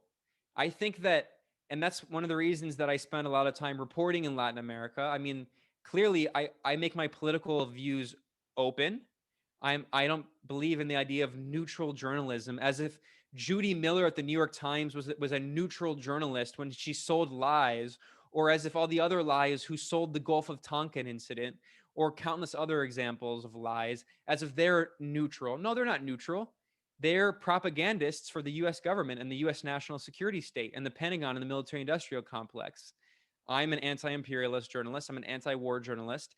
And what I report are objective facts. You can fact check me in every fact I said today, and it's true, objectively true. But I also have my own view. I'm a progressive. I'm a socialist. I'm anti-war. And one of the reasons that I am reporting in Latin America and spend so much time here and live here and have immersed myself in it is because I actually believe that there's a lot of potential here. And as someone who's progressive, I think that Latin America is a model for the world, for the left, for progressive movements, showing that you can be a socialist and win elections in a landslide, as we saw in Bolivia, as we see in many countries, and that you can be progressive and a feminist and support indigenous rights and anti-racist and all these things, and combine that program with a robust economic progressive program. Whereas the Democrats, unfortunately, are becoming more and more right-wing economically, where they're using identity in a very neoliberal way and removing the class element. In Latin America, they show you how you can do both, and you should do both. You must do both. So despite all of the difficulties, no, I think that, as Guillaume Long, the former Ecuadorian former minister, said, that if the elections are free and fair in Latin America, if Latin American peoples in Latin America are allowed to have democracy, the left is winning and will continue to win. So that's why, for me, anti-imperialism is so important, because anti-imperialism is at the heart of the struggle for people on the left, for progressive people, because it's empire that exists to protect the oligarchy. They're not, it's that simple. Why does the military industrial complex exist? Why does the US wage war around the world? Why does the US carry out these unpopular policies? The war in Iraq was not popular. The war in Afghanistan is not popular right now. It's 20 years old. The war in Yemen is not popular. The war in Syria is not popular. These are not popular policies because they're not done on behalf of the American people. They're done on behalf of the capitalist oligarchy, of Jeff Bezos, of Elon Musk. Elon Musk, by the way, after the coup in Bolivia, he said on Twitter openly, "We will coup whoever we want." He's referring to the fact that Bolivia has the world's largest lithium reserves. And lithium is going to be, it's already very important for renewable energy, for computers and cameras and phones. And by the way, as we move toward renewable energy, lithium is now going to be what they call white gold. There's a new gold rush for lithium because it's going to fuel the new green movement toward renewable energy. And Elon Musk said it openly. We will coup whoever we want and we will steal your lithium. So the reality is that if we want that renewable energy, if we want that green transition, it's going to have to be through these anti-imperialist movements and through these progressive movements in Latin America. There's so much they represent. And these policies, the coup in Honduras, the coup in Brazil, the coup in Paraguay in 2012, I didn't even mention, the coup in Bolivia in 2019, the coup in Chile in 73, the coup in Guatemala in 54, the coup in Iran in 53. These are not policies on behalf of the American people. They're on behalf of US corporations and the US oligarchy, the capitalist elites who dominate US politics. And the more that people in Latin America can free themselves from the US empire, the weaker the US empire becomes, the more that the US can actually use tax dollars to benefit its people, to benefit poor and working people at home, instead of spending all of its budget waging war abroad with over a $700 billion military budget. And that's just on the books. That's not considering the trillions of dollars, the literally trillions of dollars that the Pentagon can't account for because it can't actually account. It can't actually do accounting with its own budget. So the reality is that, as Michael Parenti says, the brilliant historian and scholar says, the empire feeds on the republic. And I always stress this point. Why should we care, even aside from the fact that we should care because these are our comrades in the global south struggling, especially in Latin America, struggling. We should care. Not only should we care because it's our government, because they're doing it in our name, even though they're not acting on our behalf. They're acting on behalf of the oligarchy. We should care because we should care about people suffering and want to help oppressed and poor people around the world. But most important of all, we should care because the US empire feeds on the republic. It was just as true for the Roman Empire as it is for the US empire. There is no democracy in the United States because the US system is set up to protect the empire, which protects the elites. After World War II, the system was set up to protect capitalism. The United States was the protector of capitalism, and the US corporations are the beneficiaries of that system. Jeff Bezos, the first ever 200 billionaire in human history, is the beneficiary of that system. So the weaker that the US empire gets, the weaker that the US war machine gets, the stronger that popular movements at home can get. It's part of the same struggle. And I just want to thank you for inviting me and letting me rant and talk about these things because, of course, mainstream corporate media never will. And just end on that note. And thank you all, and keep up the work that you're doing, because it's the most important part of this struggle around the world. Is this the fight against empire is the fight for progress, is the fight for poor people, for oppressed people. All these issues are inextricably linked, and in the heart of the United States, it couldn't be any more important. Yeah, no, Ben, thank you so much for joining us and for being so generous with your time. We really loved hearing from you. I'm sure you're seeing all the comments in the chat. Everyone really loved hearing from you about everything. You reported so much. I'll have to go back and rewatch this video like a few times just to soak in all the information you dropped on us. So thank you so much.